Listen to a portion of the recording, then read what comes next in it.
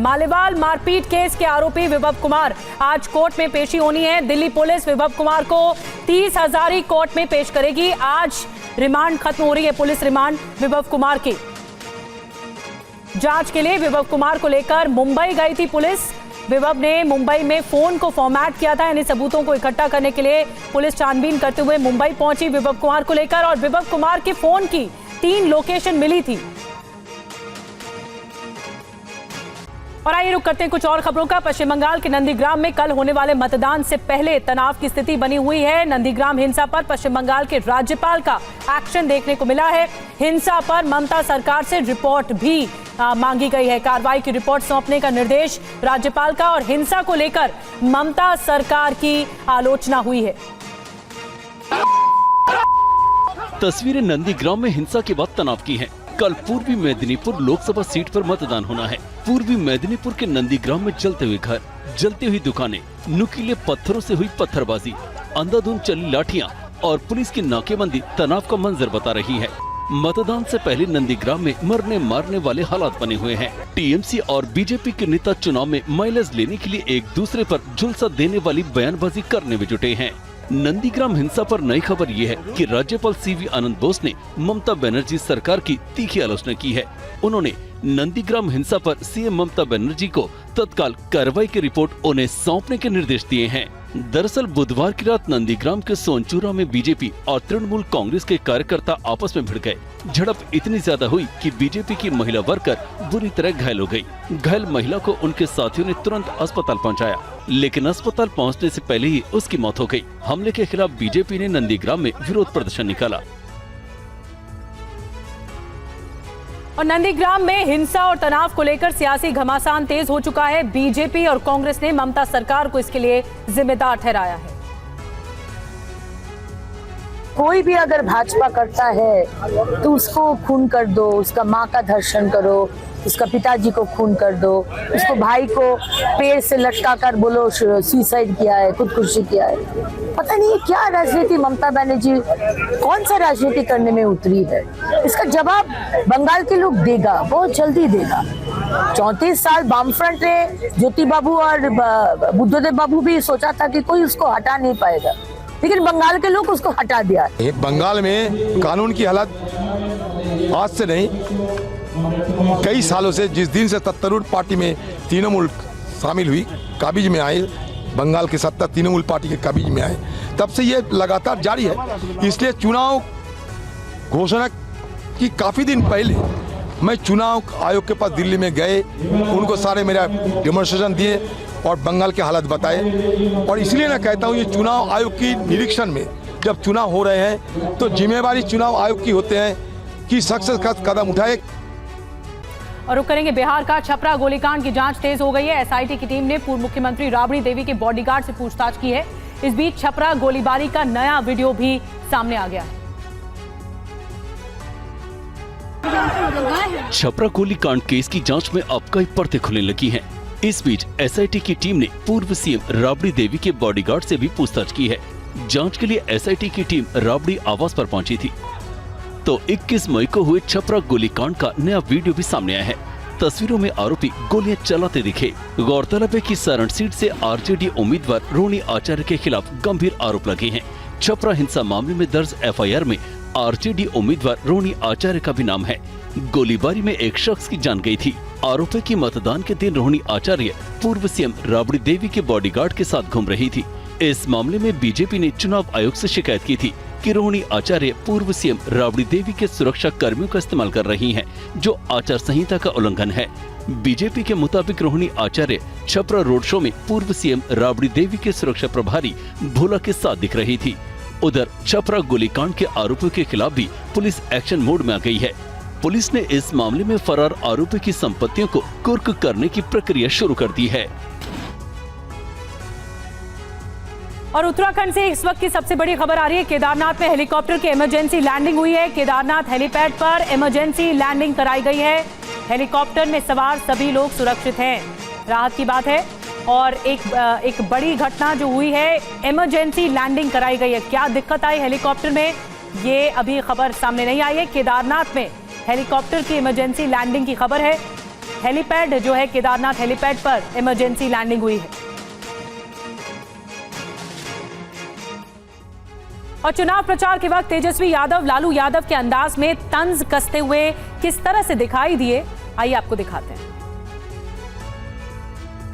PM Modi और गृह मंत्री अमित शाह के बिहार दौरों पर तेजस्वी यादव ने टनाटन वाला जवाब दिया। हमने जो बोला माहौल टनाटन टनाटन टनाटन, बीजेपी सफाचट सफाचट सफाचट, इंडिया महागठबंधन को वोट मिल रहा है ठकाठक ठकाठक ठकाठक।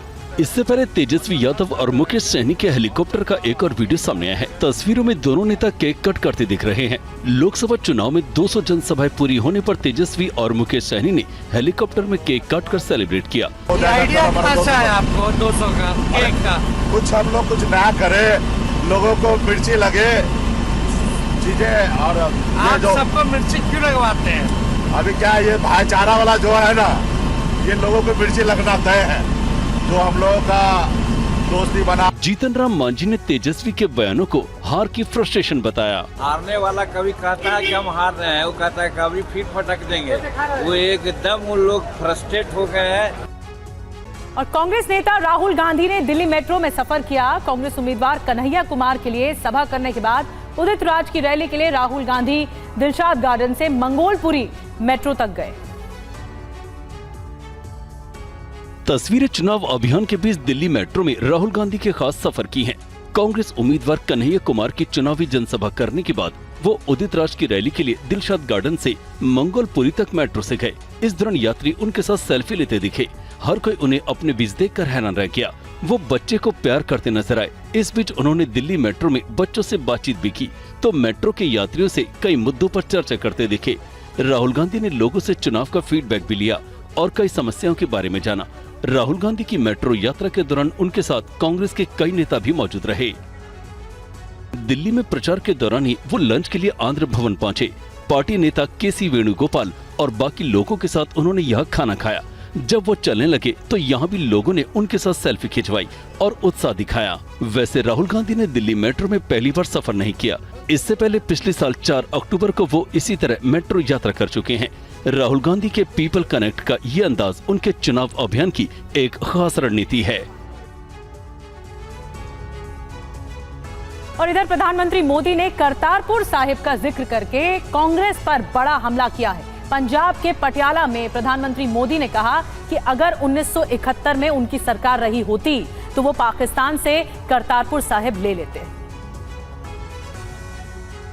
कांग्रेस वालों को कहता हूं कि जब बांग्लादेश की लड़ाई हुई 90,000 से ज्यादा पाकिस्तान के सैनिक सरेंडर कर चुके थे। 90,000 से ज्यादा पाकिस्तानी सैनिक हमारे कब्जे में थे। हुकुम का पत्ता हमारे हाथ में था। और साथियों, मैं विश्वास से कहता हूं, अगर उस समय मोदी होता,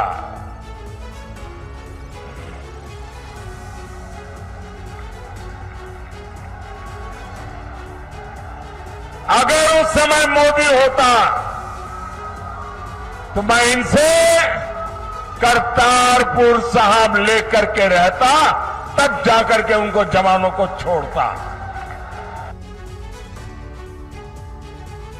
और आपको बता दें कि स्वाति मालीवाल केस में दिल्ली पुलिस की जांच को लेकर अरविंद केजरीवाल ने आरोप लगाया है कि उन्हें परेशान करने के लिए उनके बूढ़े और बीमार माता पिता को परेशान किया जा रहा है। दिल्ली के मुख्यमंत्री अरविंद केजरीवाल ने सवाल उठाया कि दिल्ली पुलिस स्वाति मालीवाल केस में उनके बूढ़े माता पिता से क्यों पूछताछ करना चाहती है। केजरीवाल ने कहा कि पहले उन्हें गिरफ्तार करके जेल में डाला गया, लेकिन अब उनके माता पिता को प्रताड़ित किया जा रहा है। आपने मुझे तोड़ने के लिए मेरे बूढ़े और बीमार माँ बाप को निशाना बनाया। मेरी माँ बहुत बीमार रहती है, वो कई बीमारियों का शिकार है। मोदी जी, 21 मार्च को आपने जब मुझे गिरफ्तार किया था, उसी दिन दोपहर को वो अस्पतालों से कुछ दिनों के बाद लौटी थी छुट्टी लेके। मेरे पिताजी 85 वर्ष के हैं, उन्हें ठीक से सुनाई भी नहीं पड़ता। क्या आपको लगता है मेरे माता पिता गुनाहगार हैं? अपनी पुलिस से उनकी पूछताछ क्यों करवा रहे हैं? केजरीवाल के इन आरोपों के बाद से ही उनके माता पिता की तस्वीरें सोशल मीडिया में काफी वायरल हैं। इन तस्वीरों में अरविंद केजरीवाल माता पिता के साथ नजर आ रहे हैं। और आखिरी 2 चरण के चुनाव प्रचार के लिए सभी दलों ने पूरी ताकत झोंक दी है। कांग्रेस नेता राहुल गांधी और प्रियंका गांधी ने महिला आरक्षण और संविधान पर सरकार को घेरा है। उनका सबसे बड़ा संगठन है आरएसएस। आप जानते हैं कि आरएसएस में महिलाओं को लेते ही नहीं है, महिला अंदर ही नहीं जा सकती। तो ये इनकी सोच में बहुत गहरा घुसा हुआ है कि महिलाओं को सेकंड क्लास सिटीजन रखना है। तो दूसरा काम हम करेंगे जो उन्होंने कहा कि 10 साल बाद वो रिजर्वेशन देंगे, हम एकदम आपको रिजर्वेशन दे देंगे। लोकसभा, राज्यसभा, विधानसभा। आज ये इतने अहंकारी हो गए हैं कि ये कह रहे हैं अगर हमें 400 सीटें मिलेंगी तो हम संविधान को बदल डालेंगे।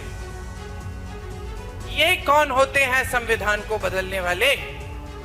ये संविधान आपका है, ये संविधान इस देश का है, ये संविधान इस देश के किसानों, गरीबों, इस देश की हर वासी का है। इस संविधान पर आंच नहीं आने देंगे हम। केंद्रीय गृह मंत्री अमित शाह ने आरक्षण को लेकर कांग्रेस पर एक बार फिर हमला किया है। अमित शाह ने कहा कि कांग्रेस और उसकी सहयोगी पार्टियां सत्ता में आने के बाद दलितों और पिछड़ों का आरक्षण मुसलमानों को देना चाहती है। एक कांग्रेस पार्टी और उनके चट्टे बट्टे एसटी, एससी, ओबीसी का आरक्षण मुसलमानों को देना चाहते हैं। भाइयों बहनों, कर्नाटक और हैदराबाद में कांग्रेस पार्टी ने 5% आरक्षण मुसलमानों को देकर पिछड़ा, अति पिछड़ा का आरक्षण काटा। बंगाल हाई कोर्ट का फैसला आया, ममता बनर्जी ने 180 मुस्लिम जातियों को बिना किसी सर्वे को ओबीसी के शुमार कर दिया। 2010 से 24 तक की सारी आरक्षण की व्यवस्था को स्टे करने का काम बंगाल हाई कोर्ट ने। मैं आज आपको बताना चाहता हूं, ये कांग्रेस पार्टी का एजेंडा है अपनी वोट बैंक के लिए पिछड़ा समाज का आरक्षण छीन लेना। इस वक्त एक बड़ी खबर आ रही है। ग्रेटर नोएडा यमुना एक्सप्रेसवे पर भीषण हादसा हुआ है। ईंट से लदे ट्रैक्टर को कार सवार ने टक्कर मार दी। हादसे में कार पूरी तरह से क्षतिग्रस्त हो गई है। हादसे के बाद मां बेटी कार में फंसे हुए हैं, जो जानकारी मिल रही है। और कड़ी मशक्कत के बाद कार से मां बेटी उसके बाद निकाली गई। लेकिन जिस तरह के कार आप देख रहे हैं पूरी तरह से डैमेज हो चुकी है, क्षतिग्रस्त हो चुकी है। बहुत बड़ा हादसा हुआ है। अस्पताल में भर्ती कराई गई है मां बेटी। यमुना एक्सप्रेसवे पर यह भीषण हादसा हुआ। कार और ट्रैक्टर की टक्कर में इतनी जबरदस्त भिड़ंत थी कि कार का आगे का हिस्सा पूरी तरह से डैमेज और क्षतिग्रस्त हो चुका है। जहां पर ये जो 2 महिलाएं थी, मां और बेटी, फंस गए थे। उसके बाद रेस्क्यू के लिए स्थानीय लोग पहुंचे और उन्हें बाहर निकाला गया कार से। उसके बाद अस्पताल पहुंचाया गया।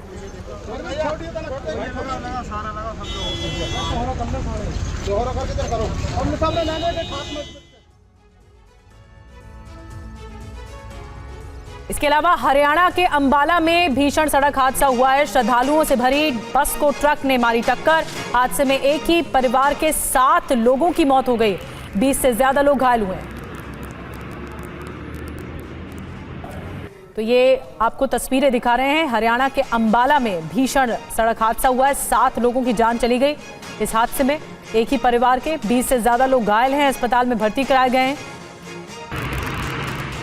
श्रद्धालुओं से भरी बस को ट्रक ने टक्कर मारी और उसके बाद ये भीषण हादसा हुआ।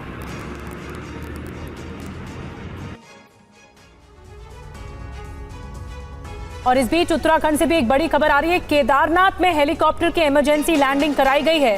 केदारनाथ हेलीपैड पर इमरजेंसी लैंडिंग हुई है। हेलीकॉप्टर में सवार सभी लोग सुरक्षित हैं। देखिए तस्वीरें आ चुकी हैं। केदारनाथ में जो हेलीपैड बना है, यात्रियों को ले जाने के लिए हेलीकॉप्टर कि इमरजेंसी लैंडिंग हुई है। लैंडिंग क्यों कराई गई, इमरजेंसी लैंडिंग क्यों हुई, ये अभी जानकारी नहीं आई है, लेकिन बताया जा रहा है जो सभी यात्री हैं वो सुरक्षित हैं। ये हेलीकॉप्टर आप देख रहे हैं, हेलीपैड पे इमरजेंसी लैंडिंग कराई गई है और वहां पर जो रेस्क्यू टीम है वो भी पहुंची हुई है। दुर्घटना होते सभी यात्री सुरक्षित हैं, राहत की बात ये है। दुर्घटना होते और इस बीच मुंबई में भी एक हादसा हो गया है। मुंबई से सटे डोंबिवली हादसे में 8 की मौत हो गई है, कई घायल हुए हैं। सीएम शिंदे ने कहा है कि सख्त एक्शन लेंगे। सीएम ने मुआवजे का ऐलान भी कर दिया है। मृतकों के परिजनों को 5 लाख का मुआवजा दिया जाएगा। आपको बता दें कि मौत का आंकड़ा बढ़ गया है। इस हादसे में 9 लोगों की जान चली गई।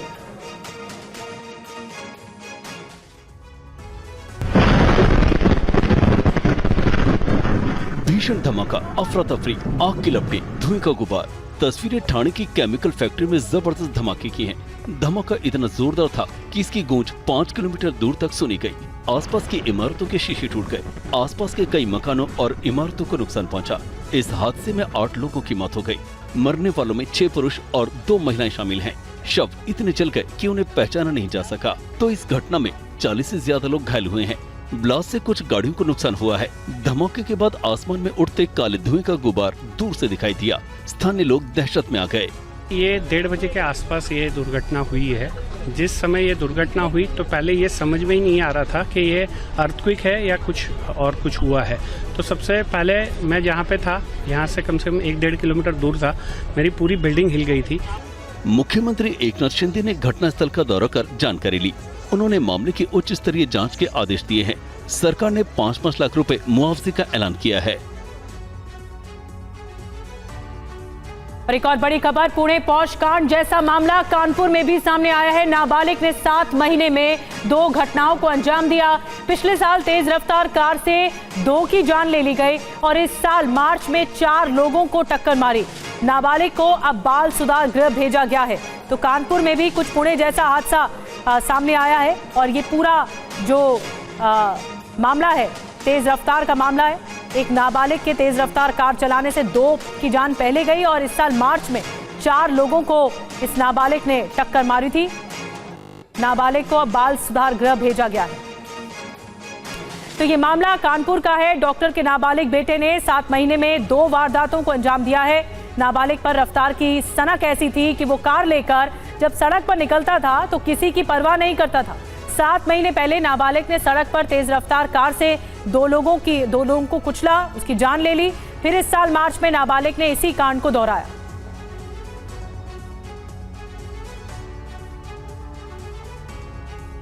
और अब आपको लाइसेंस बनवाने के लिए बार बार आरटीओ के चक्कर नहीं लगाने पड़ेंगे, क्योंकि 1 जून से ड्राइविंग लाइसेंस टेस्ट को लेकर नियम में बड़े बदलाव होने जा रहे हैं। अब ड्राइविंग लाइसेंस टेस्ट के लिए आरटीओ जाने की जरूरत नहीं होगी, क्योंकि सरकार के नए नियम के मुताबिक अब प्राइवेट ट्रेनिंग सेंटर और निजी ड्राइविंग स्कूल भी ड्राइविंग लाइसेंस के लिए टेस्ट ले सकेंगे। बस जरूरी ये है कि जिस भी ड्राइविंग स्कूल या ट्रेनिंग सेंटर में आप ड्राइविंग टेस्ट दे रहे हैं वो सरकार द्वारा मान्यता प्राप्त होना चाहिए। ड्राइविंग लाइसेंस से जुड़ा ये नया नियम 1 जून 2024 से लागू होगा। इसके लिए नोटिफिकेशन भी जारी किया जा चुका है। लर्निंग लाइसेंस के लिए पहले सिमुलेटर में आपको टेस्ट कराया जाएगा ताकि आम जनता को खतरा ना हो, और दूसरा जो टेस्ट होगा वो कार में ही कराया जाएगा और वहाँ पर आपका टेस्ट कंप्लीट होगा। उसके बाकायदे फुटेज बनाए जाएंगे, उसका बाकायदा सीसीटीवी में सब कुछ कैद होगा और आरटीओ विभाग उसको बाद में चेक करेगा और उसके आधार पर ही आपको लाइसेंस देगा। अगर आप लाइट मोटर व्हीकल के लिए लाइसेंस अप्लाई करना चाहते हैं तो इसके लिए आपको 4 हफ्ते के अंदर 29 घंटे की ट्रेनिंग लेनी होगी। इस ट्रेनिंग में 8 घंटे की थ्योरी क्लास और 21 घंटे की प्रैक्टिकल ट्रेनिंग करना जरूरी होगा।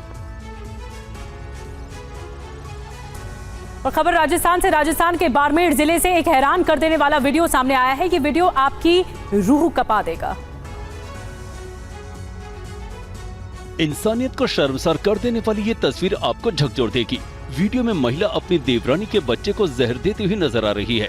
दावा है कि इससे पहले भी महिला के 2 बच्चों की संदिग्ध हालत में अचानक मौत हो गई थी। इस वजह से महिला को अपनी जेठानी पर शक था, इसलिए महिला नहाने के लिए जाने से पहले कैमरा ऑन करके गई थी।